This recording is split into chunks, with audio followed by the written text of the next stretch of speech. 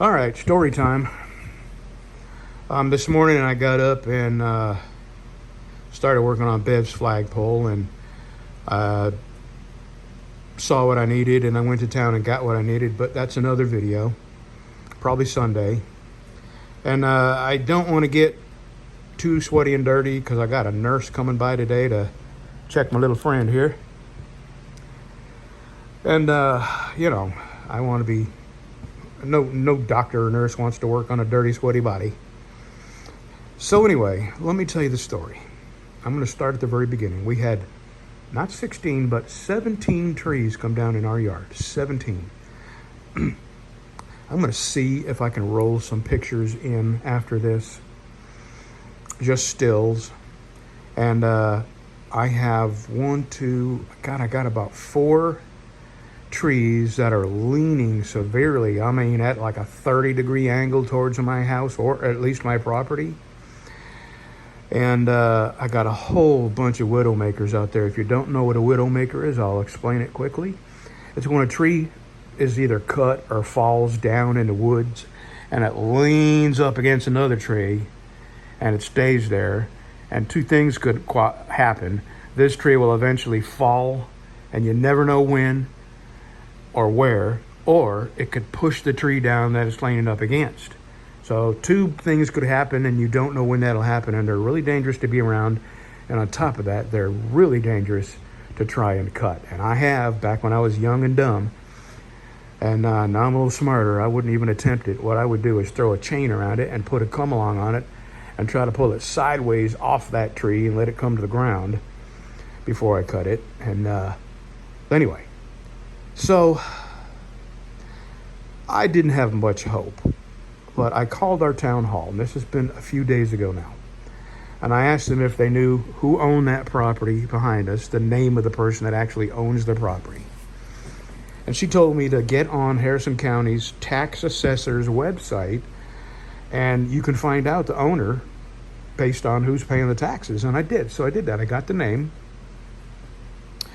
And I Googled the name, and that name came up to this company,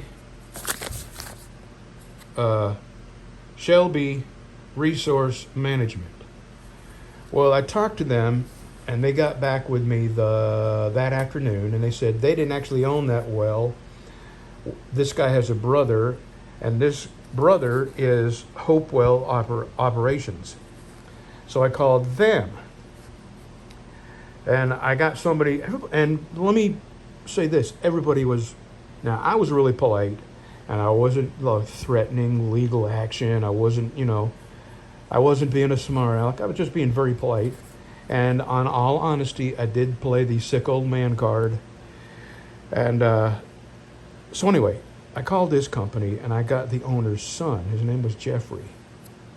And he was very helpful. He said, well, let me look this up. He said, we're a big family, and we all have wells scattered across, Texas, and it's just a big family, and we have cousins and uncles and grandma, and everybody owns a well or 2. He said, so let me find out exactly who owns that well, and I'll put you in touch with them. Anyway, it was JSS PSFS, and it's all at the same address in McKinney Drive in Dallas, Texas. So they all operate out of the same building. Well, anyway, the next day, a guy called me. His name was Andy, and he said, whereabouts are you located, in relation to that well? And I told him where it was. And he said, well, I am on your street. Can I come have a look at that? And I said, absolutely. Let me put my dogs up, get some shoes on, and I'll open the gate for you.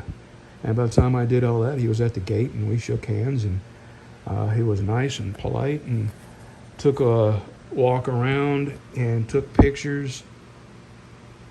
And that was in the earlier part of the day before lunch. And after lunch, I had another crew of tree cutters come by with Andy. He represented the people that own the well up behind us. And my God, yesterday they showed up and went to cutting. Now, I'm going to tell you the story about that here in a minute. But I am so thankful that they're doing what they're doing. Now, they're not doing a very good job. All they're doing is throwing crap over the fence. And there's a creek that runs down behind our house all the way down into the cow pasture on that end of my house. You've seen the cow pasture. Well, there's ponds, and the water, when it rains, just rages. It's like the Colorado River raging down there. And they're throwing all this wood and trees they're cutting just over my fence, which I own 6 more feet beyond my fence. So basically they're throwing it on my property.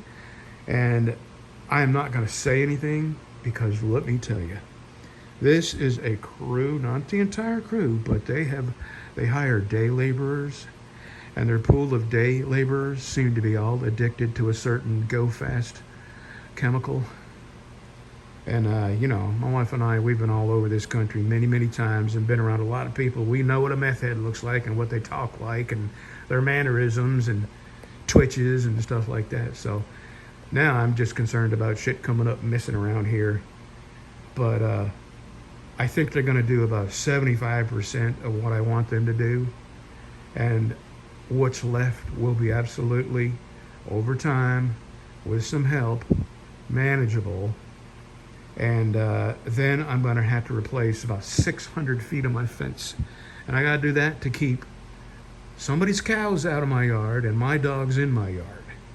And I'm going to go back with small animal wire. I'm tired of replacing that chain link fence. I've had so many trees come down over the years. Even before we lived here, we would come over here and cut trees for Bev. Bev used to live on this spot, not in this house, but she had a single wide here on this pad. And then when Jimmy died, she bought the brick house next to us, and we bought this place from her.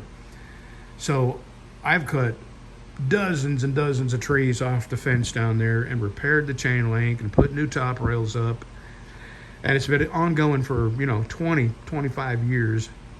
And since we've moved here, I've cut 4 or 5 trees and replaced the chain link fence and the top rails. And it is really getting old. And chain link's expensive. Small animal wire is nowhere near as expensive and far easier to replace. And I'm not so concerned about cows getting in, but I am concerned about my dogs getting out. And it won't take much fence to keep them in the yard, because they're old and lazy and they don't want to step over, brush and get muddy or get bugs on them. And they're all inside lazy dogs, as a matter of fact. There's 1, there's 2, there's 3. See what I mean? When they do go out, they go out just long enough to poke around a little bit, do their business, and come right back in the air conditioning. So anyway, we have somebody here cutting trees. It's a crew. Yesterday it was just 2 guys, and anytime the boss left, there was a whole lot of break time. And the boss's truck is really loud. So whenever they heard the boss's truck coming down the road, they would jump up and grab chainsaws and act like they've been working. It was funny to watch. But I don't want to go out there and bother them. I don't want to film anything. I am truly thankful and blessed that gas company is doing something about this. My wife's calling. Yeah, my wife called me and told me a new player had just showed up, and I went out there he's part of the cutting crew back here. What they're doing now is they're bringing an excavator, a big track hoe, down through the woods from the gas well property, and they're making a path. And I think what they're going to do is drag the pine out, the wood that they can sell. And I hope they take the bucket of that track hoe and move some of that stuff away. These guys are just throwing it over the fence, so it's all leaned up against what chain link fence I got there. So for me to replace my fence, I'm going to have to move all the crap that they're throwing. I can't believe it. I'm not going to make people who don't care. I'm not going to make people who are hot and sweaty and,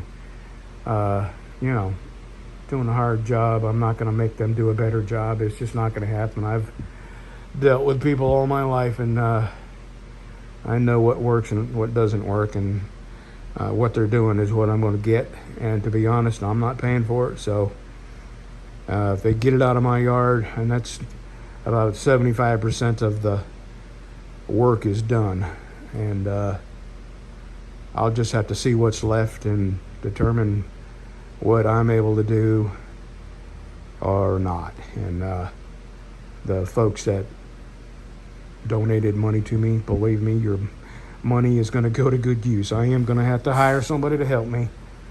And if there's anything left, it's going to help buy my fence down there. Anyway, I just thought I'd give you an update on what's going on. This will be Saturday morning's video.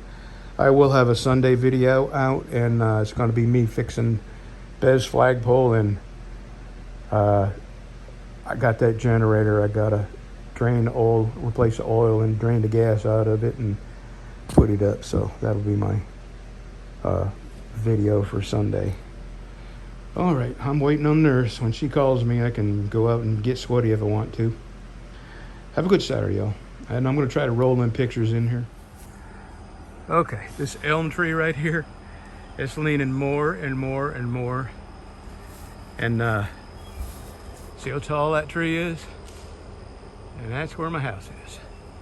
And when it falls, it's going to take out the power lines and probably the edge of my house.